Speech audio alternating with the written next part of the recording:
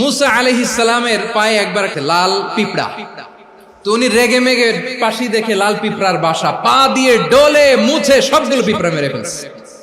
এই ঘটনাটা আল্লাহ ঘটিয়েছেন এজন্য মুসা আলাইহিস সালাম ছিলেন কালিমুল্লাহ, সরাসরি আল্লাহর সাথে কথা বলতেন। তিনি আল্লাহকে জিজ্ঞেস করেছিলেন, আল্লাহ তুমি যখন কোন জনপদে আযাব পাঠাও, শাস্তি দাও, ওখানকার শুধু জালেমরাই তো মরে না, ভালো মানুষগুলাও মরে, তো আযাব দিবা মুশরিকদের উপর দিবা, অবাধ্যদের উপর দিবা, ভালো মানুষগুলোরে মারো কেন? আল্লাহ বললেন, মুসা তোমার যে কামড় দিছিল পায়ের মধ্যে পিঁপড়া, কয়টা পিঁপড়া? একটা পিঁপড়া, তো সবগুলারে মারলা কেন? রেগে মেগে পুরো পিঁপড়ার বাসা ভেঙে মেসাকার করলা কেন? আমি যখন অ্যাকশনে যাই, আমি যখন শাস্তি দেই, তখন এত বাস বিচার করা হয় না, বাস বিচার করা যায় না। যখন অ্যাকশনে যাওয়া হয়, ওইটা ডাইরেক্ট অ্যাকশন হয়ে যায়। চিল্লায় বলো ঠিক কিনা?